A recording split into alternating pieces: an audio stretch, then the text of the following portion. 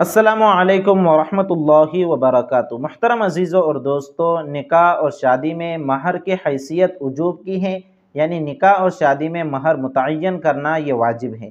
अब महर के क्या क्या अहकामात है, क्या क्या मसाइल है, इंशाअल्लाह हम इसे समझने की कोशिश करते हैं।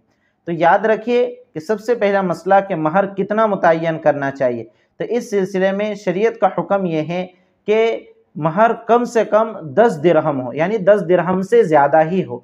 यानी कम से कम मिक़दार शरीयत ने तय की है कि अगर महर आप कम बांधते हैं तो कम से कम 10 दिरहम होना चाहिए, 10 दिरहम से कम महर नहीं चलेगा। अब 10 दिरहम का वज़न मौजूदा औज़ान के एतबार से 30 ग्राम 618 मिलीग्राम चांदी बनती है। जी हाँ, इसलिए 30 ग्राम 618 मिलीग्राम चांदी से कम महर बांधना ये सही नहीं है। और ये जो कम की मिकदार तय की है ये इसलिए ताकि कोई इससे कम ना बांधे। अब ज़्यादा से ज़्यादा महर की कोई मिकदार शरीयत ने तय नहीं की है, यानी ज़्यादा से ज़्यादा आप जितना बांधना चाहो बांध सकते हैं।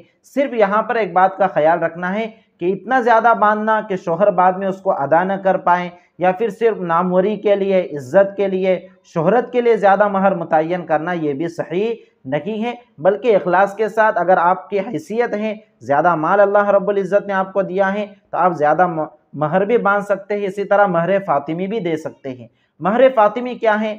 देखिए, महर फ़ातिमी उस महर को कहा जाता है जो खातून जन्नत सय्यदतुना फ़ातिमतुज़ ज़हरा रज़ियल्लाहु ताला अन्हा का नबी करीम सल्लल्लाहु अलैहि वसल्लम ने जो महर तय किया था उसे महर फ़ातिमी कहा जाता है। इसी तरह आप सल्लल्लाहु अलैहि वसल्लम ने अपनी अक्सर साहबजादियों और इसी तरह अपनी अक्सर अज़वाज मुताहरात को जो महर मुतय्यन किया था उसे महर फ़ातिमी कहा जाता है। महर फ़ातिमी कितना है? महर फ़ातिमी है 500 दिरहम। 500 दिरहम, दिरहम चांदी के हुआ करते थे, तो 500 दिरहम ये महर फ़ातिमी है। और मौजूदा औज़ान के एतबार से 1.5 किलो 30 ग्राम और 900 मिलीग्राम चांदी बनती है। 1.5 किलो 30 ग्राम 900 मिलीग्राम चांदी ये महर फ़ातिमी आज के औज़ान के एतबार से बनती है। अगर कोई महर फ़ातिमी की देने की हैसियत रखता है तो महर फ़ातिमी भी दे सकता है, लेकिन ये वाजिब और ज़रूरी नहीं है। बल्कि ज़रूरी तो ये है कि कम से कम 10 दिरहम हो, 10 दिरहम से ज़्यादा आप जितना चाहें बांध सकते हैं, लेकिन 10 दिरहम से कम महर बांधना सही नहीं है। ये हो गया महर की मिकदार के ताल्लुक से मसला। अब महर की अदायगी के एतबार से दो किस्में हैं, एक महर मुअज्जल और एक महर मुअज्जल। महर मुअज्जल आइन के साथ, यानी फौरी अदायगी वाला महर जो नकद के तौर पर अदा किया जाए, जैसा अमूमन आजकल होता है कि निकाह में जो महर मुतय्यन किया जाता है महर मुअज्जल मुतय्यन किया जाता है, और जैसे ही इजाब व कबूल निकाह ख़त्म हो जाता है, मुकम्मल हो जाता है, फ़ौरन महर के रकम लड़के और दुल्हन वालों के औलिया और ज़िम्मेदारों के हाथ में सुपुर्द कर दी जाती हैं और वो दुल्हन और बच्ची के हाथ में दे देते हैं। तो ये तरीका, ये सबसे बेस्ट तरीका है, बेहतरीन तरीका है कि महर को महर मुअज्जल किया जाए, यानी फ़ौरन उसको क्या कर दिया जाए, अदा किया जाए। महर का दूसरा तरीका है महर मुअज्जल, यानी महर को उधार रखना। अब ये उधार रखने की अलग अलग सूरतें हैं कि महर मुअज्जल रखा जाए, बाद में कोई मुतय्यन मुद्दत तय की जाए कि 4 महीने के बाद महर अदा किया जाएगा, या एक तारीख तय कर दी कि फ़ला फ़ला तारीख को महर अदा किया जाएगा। तो अगर निकाह में महर मुअज्जल है, यानी उधार रखा गया है और एक मुतय्यन मुद्दत तय की गई है, तो फिर उस मुतय्यना मुद्दत से पहले बीवी को अपने महर का मुतालबा करने का हक नहीं होगा कि भाई जब निकाह के वक्त आपके औलिया राज़ी हो गए एक मुद्दत के मुतय्यन करने पर, तो आप उससे पहले मुतालबा नहीं कर सकती। या फिर महर मुअज्जल में महर की अदायगी को बीवी के मुतालबे पर मौकूफ़ किया जाए, यानी जब दुल्हन मांगेंगी, बीवी मांगेंगी, मैं महर अदा कर दूंगा, आज तो मैं अदा नहीं कर रहा हूँ, लेकिन बाद में जब भी वो महर का मुतालबा करेंगी मैं महर अदा कर दूंगा। तो इस सूरत में जब भी बीवी शौहर से अपने महर का मुतालबा करेंगी तो शौहर पर लाजिम होगा कि वो क्या कर दे, उसका महर अदा कर दे।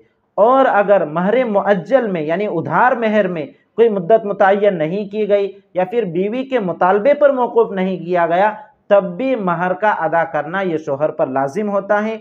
अब वो कब अदा करेगा? अगर उसने जल्द से जल्द अदा कर दिया तो बहुत अच्छी बात है, बीवी ने मांग लिया और इसने दे दिया। लेकिन अगर वो अदा नहीं करता और उसका इंतकाल हो जाता है या वो अपनी बीवी को तलाक दे देता है, तब भी ये महर मुआफ़ नहीं होता, बल्कि इंतकाल के बाद उसकी विरासत में से उसकी बीवी को हक़ महर दिलाया जाएगा। और अगर तलाक दी है तो फिर भी उसे उस महर को अदा करना होगा। تو یہ ہے مہر کے ادائیگی کے سلسلے میں مسائل۔ میرے عزیزوں اور دوستوں، ایک بہت ہی اہم مسئلہ، وہ مسئلہ یہ ہے کہ جو پرانے زمانے میں جو نکاح اور شادیاں ہوئی ہیں آج سے 30 سال پہلے، 50 سال پہلے، تو عموماً جو مہر ہوا کرتا تھا وہ مہر معجل، یعنی مہر کو ادھار رکھا جاتا تھا۔ آج کل تو اللہ کے فضل و کرم سے جو مہر ہوتے ہیں وہ فوری طور پر ادا کر دیے جاتے ہیں، مہر معجل ہوتے ہیں، لیکن قدیم زمانے میں، پرانے زمانے میں اکثر و بیشتر مہر معجل یعنی ادھار مہر ہوا کرتے تھے، اور بہت سارے لوگوں نے 30 سال ہو گئے، 50 سال ہو گئے، ابھی تک وہ مہر ادا نہیں کیے ہیں۔ تو پھر یہاں پر یہ ایک مسئلہ پیدا ہوتا ہے، اگر وہ آج وہ مہر ادا کرنا چاہ رہے ہیں، یا 30 سال کے بعد ان کی بیوی ان سے مہر کا مطالبہ کرتی ہے، یا 50 سال کے بعد مہر کا مطالبہ کرتی ہیں، تو وہ کتنا مہر مانگیں گی؟ آیا وہ 30 سال پہلے والا مہر مانگیں گی، 50 سال پہلے والا مہر مانگیں گی، یا آج کے اعتبار سے وہ زیادہ رقم کا مطالبہ کر سکتی ہیں؟ تو اس کو سمجھنے سے پہلے ایک بات سمجھ لے کہ مہر جو ہے، مہر کی حیثیت دین کی ہے، یعنی قرض کی ہے۔ جس طرح ہم نے کسی کو قرض دیا ہے تو ہم اس مقروض شخص سے اپنے قرض سے زیادہ کا مطالبہ نہیں کر سکتے، چاہے وہ 10 سال کے بعد قرض ادا کرے۔ ہاں، اگر مقروض شخص جس کو قرض دیا تھا وہ خود سے ہی کہ بھائی میرے دوست نے، میرے رشتہ دار نے مجھے اتنے سال یا قرض دیا، پیسے دیے استعمال کے لیے، میں اپنی طرف سے 1000 روپے اس کو زیادہ دے دیتا ہوں، وہ زیادہ دینا چاہے تو دے سکتا ہے، لیکن قرض جس نے دیا ہے وہ زیادہ کا مطالبہ نہیں کر سکتا۔ یہ صراحتاً سود ہے اور بیاج ہے، اس لیے اس کی اجازت نہیں ہے۔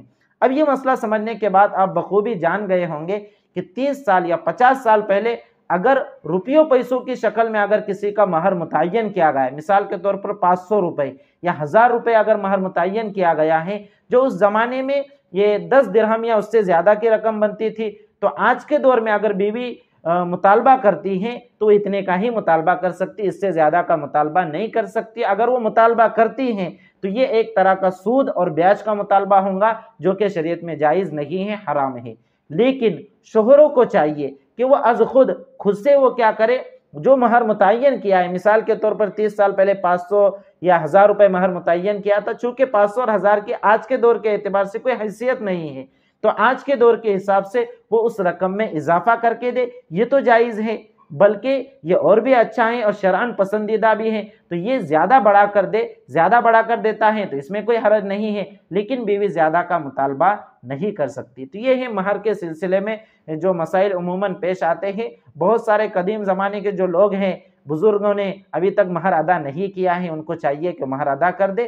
مہر نہ دینے پر بڑی سخت وعید آئی ہے کہ جو مہر نہیں دیتا اس کو زانی شمار کیا جائے گا۔ اس لیے میرے عزیزوں اور دوستو، جن لوگوں نے بھی ابھی تک مہر نہیں دیا ہے وہ جلد از جلد اپنی بیویوں کا مہر ادا کر دے اور اس فریضے سے سبکدوش ہو جائے۔ اللہ رب العزت سے دعا ہے کہ اللہ رب العزت ہم سب کو شریعت مطہرہ کے مسائل کو سمجھ کر اس پر عمل کرنے کی توفیق مرحمت فرمائے۔ والسلام علیکم ورحمۃ اللہ وبرکاتہ۔